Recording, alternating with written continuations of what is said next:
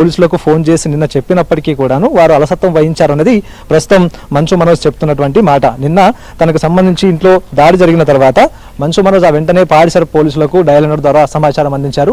ఆ సమాచారం అందుకున్న తర్వాత ఒక ఎస్ఐతో పాటు 4 కానిస్టేబుల్ బృందం ఆ వెంటనే మోహన్ బాబు ఇంటికి చేరుకున్నారు. అప్పటికే తన మీద దాడి చేసేటువంటి వ్యక్తులు లోపలే ఉన్నప్పటికీ కూడాను పోలీసులు వారిని పట్టుకోవడంలోనూ విఫలమయ్యారు, తర్వాత చర్యలు తీసుకోవడంలో విఫలమయ్యారంటూ కూడా మంచు మనోజ్ ఆరోపిస్తూ ఉన్నారు. ఇదే విషయాన్ని పహాడ్ సరఫ్ ఇన్స్పెక్టర్ కు కాల్ చేస్తే ఆయన ఫైర్ అయినట్టుగా కూడా తెలుస్తోంది. అయితే ఉదయం నుంచి కూడా మంచు మనోజ్ ఇంట్లోనే ఉన్నారు. నిన్న ఆయనకు సంబంధించినటువంటి ట్రీట్మెంట్ జరిగిన తర్వాత చిన్నపాటి గాయాలైనటువంటి విషయాన్ని ఇటు పోలీసులు వైద్యులు ధృవీకరించిన తర్వాత ఇదే విషయాన్ని ఇక పోలీసులు కూడా తెలియజేసినట్టుగా తెలుస్తుంది. ప్రస్తుతం ఆయన నార్మల్ గానే ఉన్నారు, ఇక ఫామ్ హౌస్ లోపల తిరుగుతూనే ఉన్నారు, ఆయన నార్మల్ గానే ఉన్నట్టుగానే తెలుస్తోంది. ఇక ఇదే కాకుండా మంచు విష్ణు వచ్చిన తర్వాతనే ఈ యొక్క ఇష్యూ ఇంకా పెద్దగా అవకాశం కనిపిస్తుందంటూ కూడా కొంత చర్చ అయితే నడుస్తుందంటూ కూడా చెప్పుకోవచ్చు. ఎందుకంటే ఇప్పటికే ఆస్తులకు సంబంధించినటువంటి వివాదాలు గత కొంతకాలంగా నడుస్తూ ఉన్నాయి. ముగ్గురికి కూడా ఇటు మోహన్ బాబుతో పాటు మంచు విష్ణుకి మంచు మనోజ్కు పొసగడం లేదన్నటువంటి విషయాలు అయితే చాలా కాలంగా మనం వింటూనే ఉన్నాం. ఈ నేపథ్యంలో ఇక మంచు విష్ణు వచ్చిన తర్వాత పరిస్థితులు ఏ విధంగా మారుతాయన్న విషయం అయితే ఒకసారి వేచి చూడాలి. ఇదే కాకుండా ప్రస్తుతం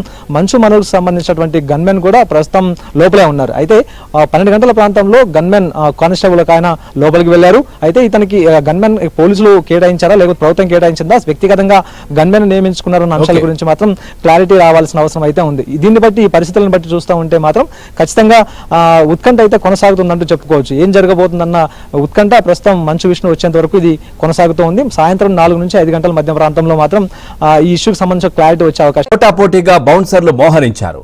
మంచు విష్ణు తరపున 40 మంది, మంచు మనోజ్ తరపున 30 మంది బౌన్సర్లను దించారు.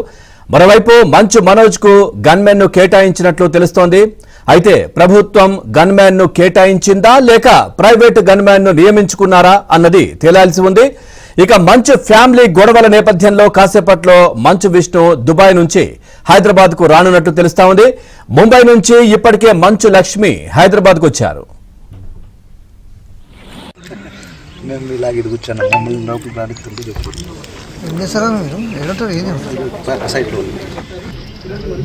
కోసం రావాలి అంటున్నారు. పోలీసులు కూడా చెప్తా ఉన్నారు, వచ్చి లిఖితపూర్వకంగా కంప్లైంట్ ఇవ్వాలి అని చెప్పి కూడా కోరుతా ఉన్నారు. ఎందుకంటే ఎప్పుడైతే